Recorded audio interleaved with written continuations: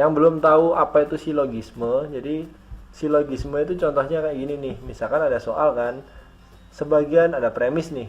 Sebagian murid mengikuti pramuka. Semua anggota pramuka bisa sandi morse.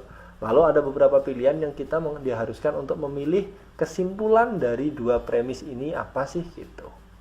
Itu silogisme. Ini pasti keluar lah. Ini kan soal tipe ini sebenarnya tidak butuh waktu yang banyak. Ini yang belum tahu arti silogisme. Jadi silogisme itu jenis penalaran dedukasi secara tidak langsung gitu.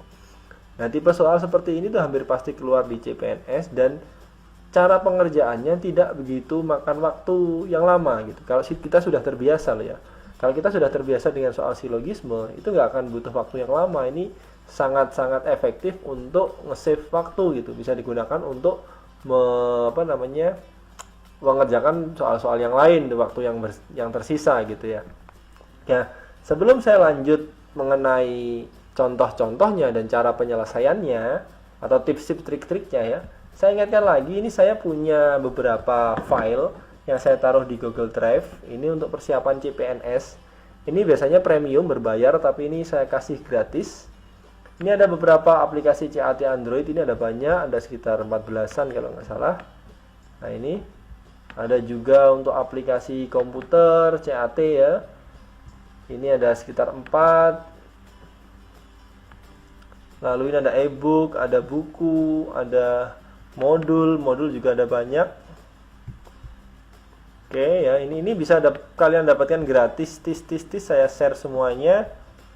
Tinggal kalian teman-teman ini buka video saya yang judulnya ini nih, gratis e-book soal materi tes DWK dan wawancara dan sebagainya ini. Ini silakan teman-teman. Ini ada beberapa soal di video saya, ada beberapa soal. Nanti teman-teman tinggal jawab dan tinggalkan alamat email, terutama yang Gmail ya, supaya bisa saya share. Saya nge-share-nya via Google Drive gitu ya. Oke, kita kembali ke silogisme. Oke, sebelum saya kasih tahu contoh soalnya dan cara penyelesaiannya, ini saya perlu mengingatkan bahwa suatu konklusi atau kesimpulan sah dan dapat diakui apabila berasal dari premis yang benar dan prosedur yang sah. Jadi kalau ada yang premis yang sudah tidak benar, berarti itu nggak usah diterusin, itu pasti nggak ada kesimpulannya gitu ya. Oke, nah bentuk-bentuk silogisme. Bentuk-bentuk silogisme dibedakan berdasarkan letak tem penengah atau mediumnya. Ini nanti keterangannya gini ya, S ini subjek, P ini predikat, M itu middle term atau tem penengah. Oke, yang pertama ini, medium sebagai subjeknya premis mayor dan menjadi predikatnya premis minor, gitu ya. Rumusnya kayak gini, M, P, jadi middle term, predikat, ini subject middle term, gitu ya. Kesimpulannya pasti subjek dan predikat.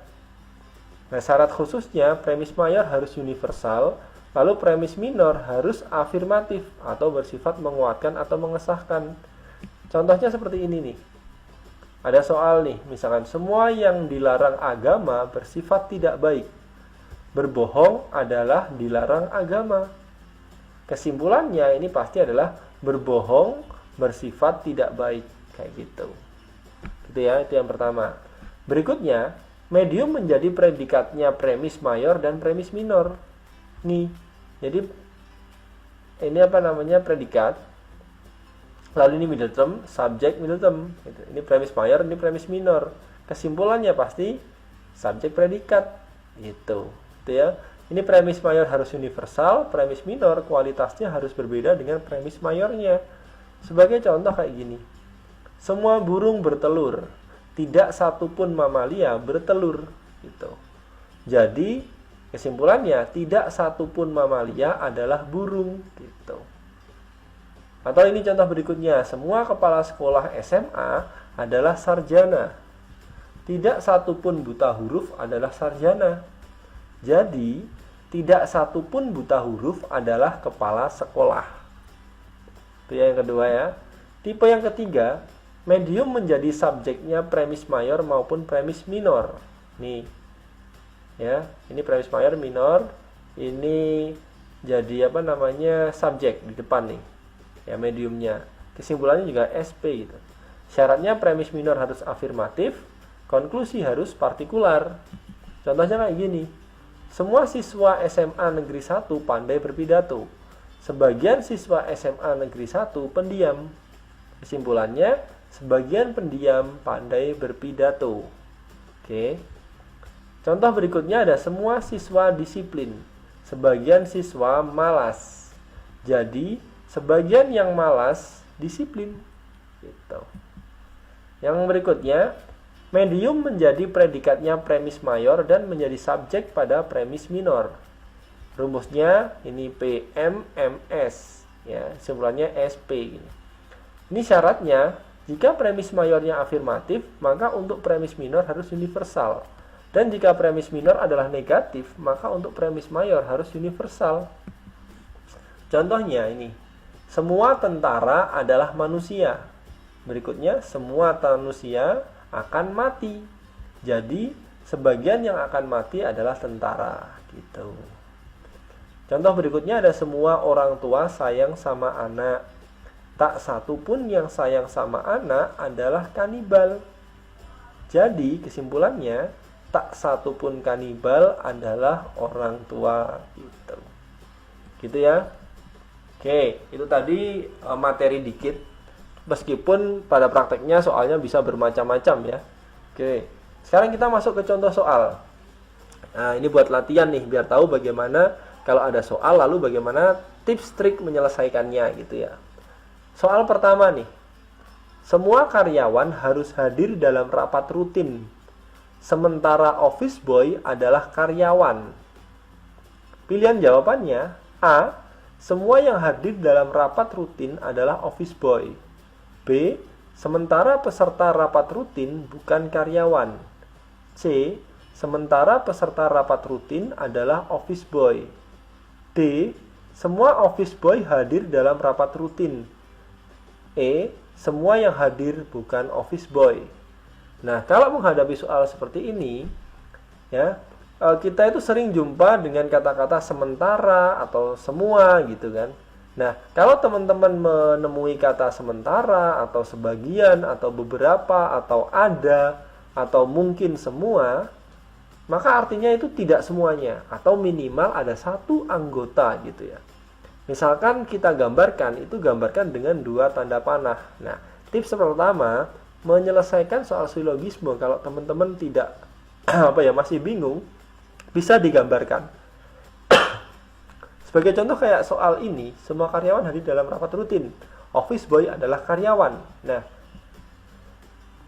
Nah, ini dari sini bisa kita lihat semua karyawan harus hadir dalam rapat rutin. Berarti artinya seluruh karyawan hadir dalam rapat. Ini kita bisa gambarkan nih, karyawan hadir rapat rutin gitu. Lalu sementara office boy adalah karyawan. Artinya tidak semua adalah karyawan. Tidak semua office boy adalah karyawan.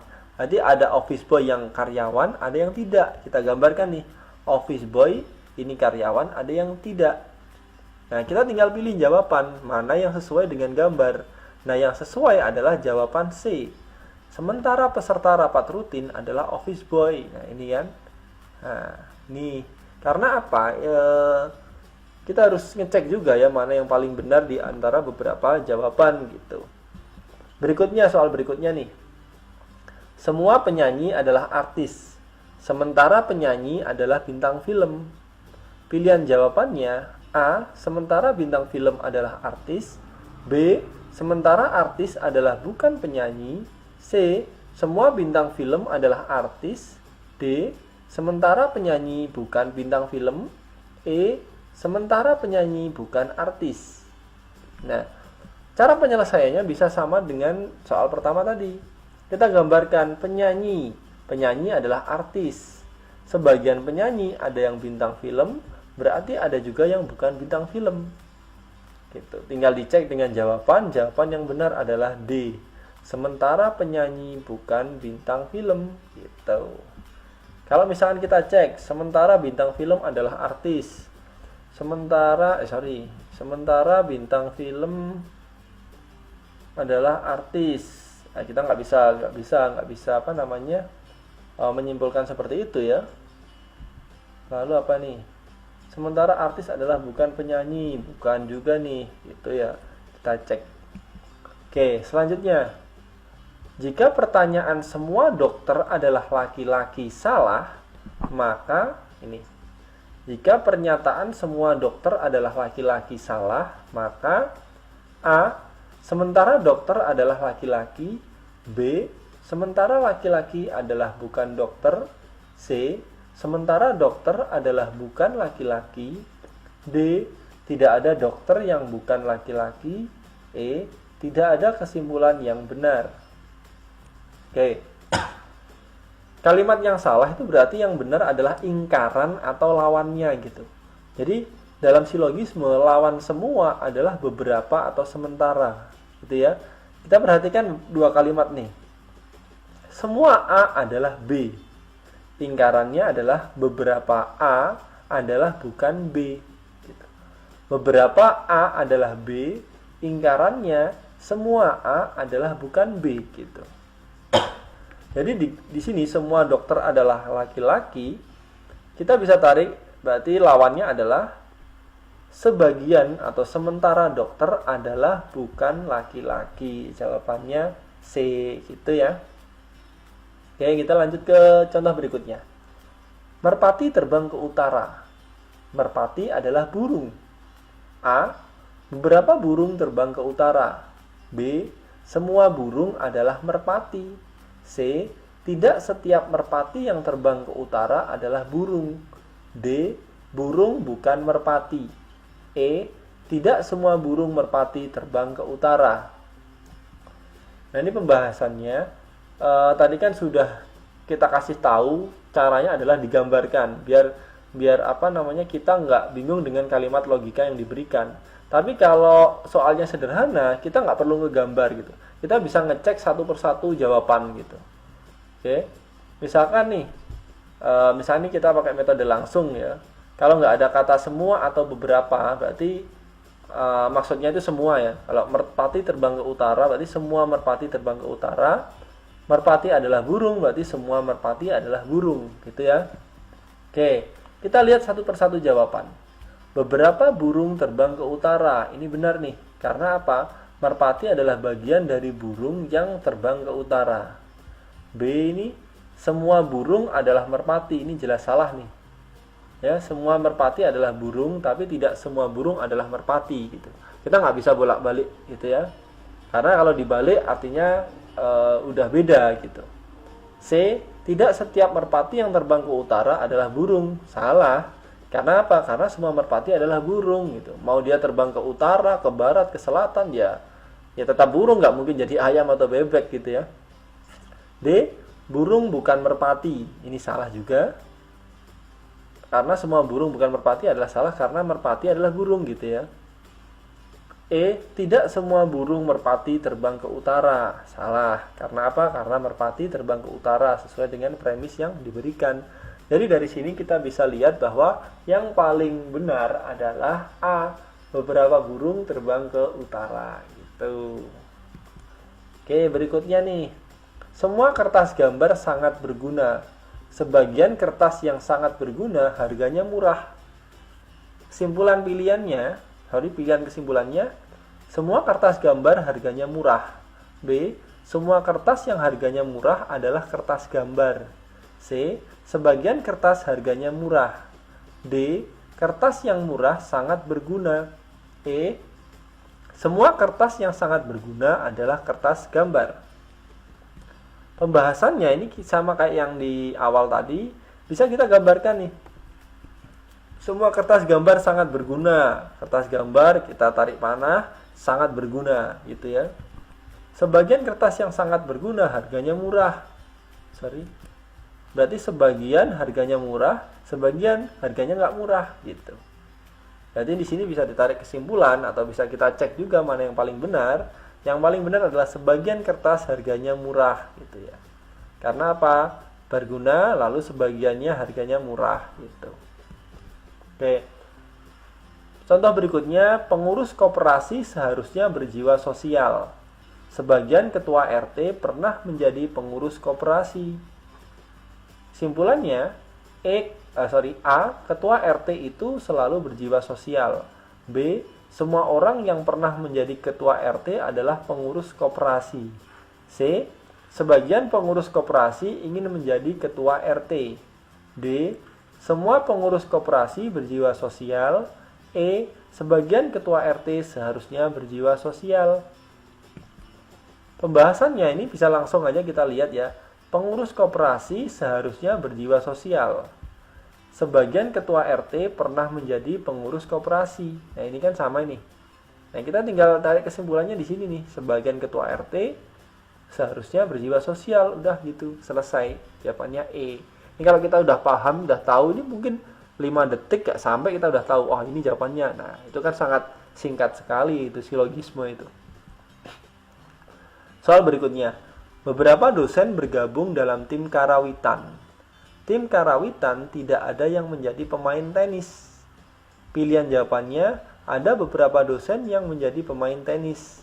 B, beberapa dosen bukan pemain tenis. C, tidak ada dosen yang menjadi pemain tenis. D, beberapa pemain tenis bukanlah merupakan tim karawitan. E, tim karawitan hanya cocok menjadi dosen. Jawabannya apa nih? Ini udah kelihatan nih, ini satu kali lihat udah tahu jawabannya nih harusnya nih. Nah, bisa dicek nih. Beberapa dosen bergabung dalam tim karawitan. Tim karawitan tidak ada yang menjadi pemain tenis. Nah, kesimpulannya langsung bisa dilihat nih. Beberapa dosen tidak ada yang menjadi pemain tenis atau bukan pemain tenis gitu. Jawabannya B. Ini bisa langsung terlihat kayak ini. Semua burung tidak bersirip. Semua kuda makan rumput. Ini soal berikutnya ya. Kesimpulannya, burung tidak makan rumput. B, kuda tidak bersirip. C, burung dan kuda tidak bersirip dan tidak makan rumput. D, burung sama dengan kuda. E, tidak bisa ditarik kesimpulan. Oke. Di sini bisa kita lihat bahwa antara burung bersirip, kuda makan rumput ini tidak ada hubungan sama sekali gitu. Tidak ada keterkaitan. Dari sini bisa diambil jawaban bahwa tidak bisa ditarik kesimpulan gitu ya. Tuh pembahasannya. Oke, berikutnya nih. Semua guide pandai berbahasa asing. Fido bukanlah seorang guide. Oke, kesimpulannya, Fido tidak pandai berbahasa asing. Fido adalah sarjana sastra. Fido bukan sarjana. Fido pandai berbahasa asing. Tidak ada kesimpulan yang benar. Nih, di antara pilihan nih. Oke. Nah, ini. Ini kan kalimatnya gini, semua guide pandai berbahasa asing. Fido bukanlah seorang guide. Nah, biasanya itu kita sering terjebak nih. Kita sering terjebak untuk narik kesimpulan bahwa Fido tidak pandai berbahasa asing gitu. Karena hubungannya dengan semua guide pandai berbahasa asing. Fido bukan guide. Nanti Fido tidak pandai berbahasa asing. Nah, ini kesimpulan yang tidak benar. Ini menjebak ini. Ini salah satu soal yang menjebak. Nah, ini kita perhatikan kalimatnya. Semua guide pandai berbahasa asing. Nah, kalimat tersebut tidak dapat dibalik. Berarti yang pandai berbahasa asing bukan hanya guide gitu. Mungkin yang lain juga pandai berbahasa asing. Sehingga kalau kita mengatakan Fido bukan seorang guide, maka belum tentu ia tidak pandai berbahasa asing gitu. Mungkin saja dia pandai gitu, tapi dengan profesi yang lain gitu. Jadi kesimpulannya adalah tidak ada kesimpulan yang benar. Gitu ya. Jadi teman-teman hati-hati dengan soal-soal yang bisa menjebak kayak gini. Oke, soal berikutnya. Beberapa mobil berwarna hitam. Semua mobil mempunyai roda. Pilihan jawabannya A, mobil yang mempunyai roda berwarna hitam. B, roda mobil berwarna hitam. C, ada mobil berwarna hitam yang mempunyai roda. D, semua mobil berwarna hitam dan mempunyai roda. E, beberapa mobil berwarna hitam dan mempunyai roda. Pembahasan, kita bisa gambarkan nih. Jadi mobil mempunyai roda. Beberapa yang mempunyai roda berwarna hitam dan berarti kan ada yang tidak hitam juga gitu. Nah, bisa ditarik kesimpulan dari pilihan yang ada bahwa beberapa mobil berwarna hitam dan mempunyai roda E gitu ya. Semua sepeda motor dilengkapi speedometer. Sebagian sepeda motor berwarna hitam. Pilihan jawabannya A. Sebagian sepeda motor tidak berwarna hitam dan tidak dilengkapi speedometer. B. Sebagian sepeda motor berwarna hitam dan tidak dilengkapi speedometer. C.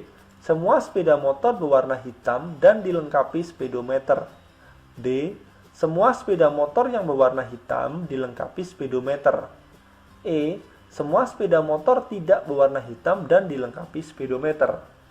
Nah, pembahasannya ini bisa kita gambarkan juga nih kalau bingung. Jadi sepeda motor dilengkapi speedometer, gitu ya. Tuh, sebagian sepeda motor berwarna hitam, gitu. Berwarna hitam, tidak hitam, gitu ya. Nah, bisa kita tarik kesimpulan dari beberapa jawaban. Semua sepeda motor yang berwarna hitam dilengkapi speedometer, gitu. Kalaupun ada semua sepeda motor yang tidak hitam dilengkapi speedometer, itu juga benar, gitu ya. Jadi kita harus lihat juga dari beberapa pilihan jawaban mana yang kira-kira benar, gitu. Bisa kita cek dengan gambar yang sudah kita buat sini nih, gitu. Oke, selanjutnya ini agak panjangan nih. Tidak semua sarjana yang pandai lolos ujian CPNS. Semua sarjana yang bodoh tidak lulus ujian CPNS. Tidak semua sarjana yang pandai selalu mempunyai nilai ijazah yang lebih baik daripada yang lebih bodoh. Purdi mempunyai nilai ijazah yang lebih buruk daripada Alan. Pilihan jawabannya A. Alan lebih pandai daripada Purdi. B. Tidak mungkin Purdi akan lolos ujian CPNS. C. Mungkin Purdi dan Alan akan lulus ujian CPNS. D. Tidak mungkin Purdi dan Alan adalah satu alumni. E. Tidak mungkin Alan akan lulus ujian CPNS. Oke, kita perhatikan tiap kalimat dalam soal nih. Ya, kalimatnya ada 4. Yang pertama adalah tidak semua sarjana yang pandai lolos ujian CPNS. Yang kedua, semua sarjana yang bodoh tidak lolos ujian CPNS. Yang ketiga, tidak semua sarjana yang pandai selalu mempunyai nilai ijazah yang lebih baik daripada yang lebih bodoh. Yang keempat, Purdi mempunyai nilai ijazah yang lebih buruk daripada Alan. Nah, ini cara berikutnya kita bisa menganalisis jawabannya ini masing-masing. Kita cek jawaban A. Alan lebih pandai daripada Purdi. Salah. Karena apa? Di nomor 3 ya. Nomor 4 ya. Purdi yang lebih buruk daripada Alan, lebih pandai. Tapi ini tidak semua sarjana yang pandai selalu mempunyai nilai ijazah yang lebih baik daripada yang lebih bodoh. Jadi belum tentu Alan itu lebih lebih pandai daripada Purdi ya, bertentangan dengan kalimat ketiga gitu. Oke, jawaban B kita cek. Tidak mungkin Purdi akan lolos ujian CPNS. Ini juga salah. Ini sesuai nomor 2, yang tidak lolos adalah sarjana yang bodoh. Sedangkan Purdi ini bukanlah sarjana yang bodoh gitu. Gitu ya, karena ini nilai ijazah tidak menentukan dia bodoh atau tidak gitu ya. Menurut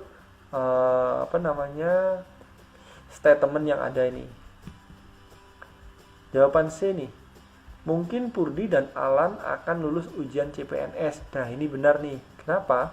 Karena kita tidak dapat menyimpulkan bahwa Purdi dan Alan termasuk sarjana yang pandai atau bodoh.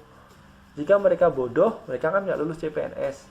Tapi kalau pandai, mungkin lolos ujian CPNS. Nah, kita kan nggak ngerti kan mereka pandai atau tidak. Nah, mungkin saja mereka pandai gitu. Jadi mungkin Purdi dan Alan akan lulus ujian CPNS gitu. Yang D, tidak mungkin Purdi dan Alan adalah satu alumni. Ini jelas salah nih. Ini jawaban ngaco nih. Yang E, tidak mungkin Alan akan lolos ujian CPNS. Ini salah. Sama alasannya dengan opsi B tadi ya. Oke, kita lanjut ke soal berikutnya. Semua hewan adalah makhluk hidup. Semua makhluk hidup akan mati. Kijang adalah hewan bertanduk. Tidak semua hewan bertanduk memakan rumput. Kesimpulannya, kijang dapat memakan rumput, kijang tidak dapat makan rumput. Semua hewan tidak akan mati, semua hewan akan mati. E, tidak semua binatang bertanduk akan mati. Nah, pembahasannya ini.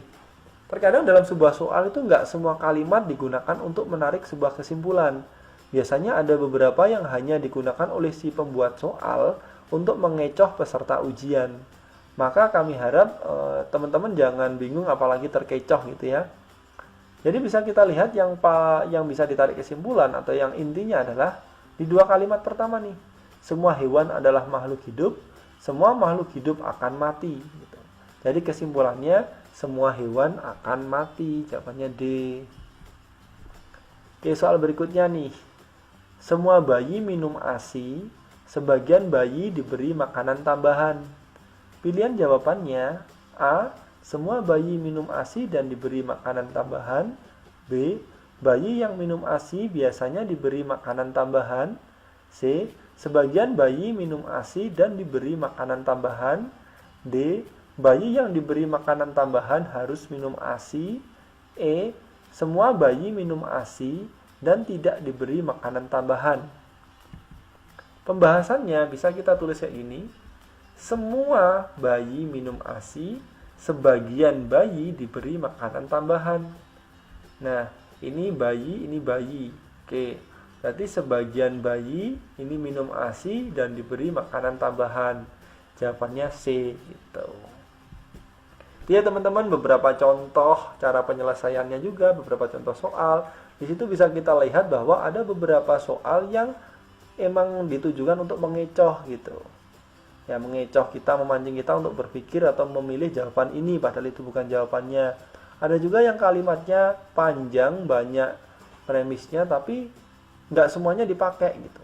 Gitu ya. Jadi teman-teman harus jeli dalam melihat soal. Caranya gimana untuk menyelesaikan silogisme supaya bisa cepat adalah dengan latihan gitu, membiasakan diri. Kalau kalian kan polanya sama, cuman ceritanya aja yang berbeda atau objeknya yang berbeda gitu. Kadang murid, kadang guru, kadang kepala sekolah, ketua RT, tapi mereka punya pola yang sama gitu. Jadi kalau sudah terbiasa, kita akan cepat dalam menarik sebuah kesimpulan di soal-soal silogisme gitu. Jadi ini lumayan bisa nge-save waktu gitu. Soal silogisme ini. Gitu ya teman-teman. Buat yang belum subscribe channel ini, saya ingatkan buat subscribe supaya teman-teman gak ketinggalan info penting dan saya juga lebih semangat bikin konten. Gitu ya. Buat yang akan tes CPNS atau P3K atau apapun di tahun ini, saya doakan supaya lancar dan lulus gitu ya, hasilnya memuaskan.